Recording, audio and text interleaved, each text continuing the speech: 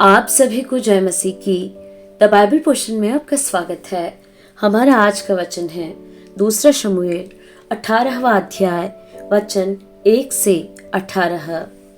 तब दाऊद ने अपने संग के लोगों की गिनती ली और उन पर सहस्त्रपति और शतपति ठहराए। फिर दाऊद ने लोगों की 1/3 योआब के और 1/3 सरूयाह के पुत्र योआब के भाई अभिषेक के और 1/3 गती इत्ते के अधिकार में करके युद्ध में भेज दिया। फिर राजा ने लोगों से कहा, मैं भी अवश्य तुम्हारे साथ चलूंगा। लोगों ने कहा, तू जाने ना पाएगा, क्योंकि चाहे हम भाग जाए तो भी वे हमारी चिंता न करेंगे, वरन चाहे हम में से आधे मारे भी जाएं तो भी वे हमारी चिंता न करेंगे, परंतु तू हमारे सरीखे 10,000 पुरुषों के बराबर है। इसीलिए अच्छा यह है कि तू नगर में से हमारी सहायता करने को तैयार रहे। राजा ने उनसे कहा, जो कुछ तुम्हें भाए वही मैं करूंगा। इसलिए राजा फाटक की एक और खड़ा रहा और सब लोग 100-100 और 1000-1000 करके निकलने लगे।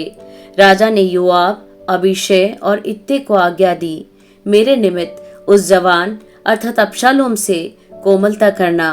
यह आज्ञा राजा ने अबशालोम के विषय सब प्रधानों को सब लोगों के सुनते दी। अतः लोग इस्राएल का सामना करने को मैदान में निकले और एप्रेम नामक वन में युद्ध हुआ। वहां इस्राएली लोग दाऊद के जनों से हार गए और उस दिन ऐसा बड़ा संहार हुआ कि 20,000 खेत आए। युद्ध उस समस्त देश में फैल गया और उस दिन जितने लोग तलवार से मारे गए उनसे भी अधिक वन के कारण मर गए। संयोग से अबशालोम और दाऊद के जनों की भेंट हो गई।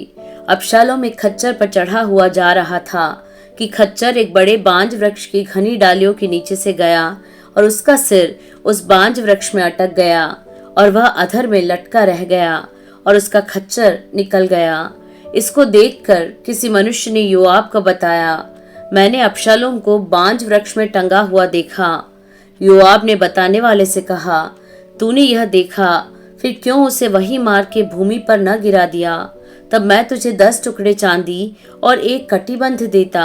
उस मनुष्य ने योआब से कहा, चाहे मेरे हाथ में 1000 टुकड़े चांदी तौल कर दिए जाए तो भी राजकुमार के विरुद्ध हाथ न बढ़ाऊंगा, क्योंकि हम लोगों के सुनते राजा ने तुझे और अबीशै और इत्ते को यह आज्ञा दी, तुम में से कोई क्यों न हो उस जवान अर्थात अबशालोम को न छुए। यदि मैं धोखा देकर उसका प्राण लेता तो तू आप मेरा विरोधी हो जाता, क्योंकि राजा से कोई बात छिपी नहीं रहती।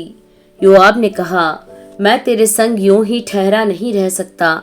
इसलिए उसने 3 लकड़ी के तीर हाथ में लेकर अबशालोम के हृदय में जो बांज वृक्ष में जीवित लटका था छेद डाला। तब योआब के 10 हथियार ढोने वाले जवानों ने अबशालोम को घेर के ऐसा मारा कि वह मर गया। फिर योआब ने नरसिंगा फूका और लोग इस्राएल का पीछा करने से लौट आए, क्योंकि योआब प्रजा को बचाना चाहता था। तब लोगों ने अबशालोम को उतार के उस वन के एक बड़े गड्ढे में डाल दिया और उस पर पत्थरों का एक बहुत बड़ा ढेर लगा दिया और सब इस्राएली अपने अपने डेरे को भाग गए। अपने जीते जी अबशालोम ने यह सोचकर कि मेरे नाम का स्मरण कराने वाला कोई पुत्र मेरे नहीं है, अपने लिए वह लाठ खड़ी कराई थी जो राजा की तराई में है और लाठ का अपना ही नाम रखा, जो आज के दिन तक अबशालोम की लाठ कहलाती है।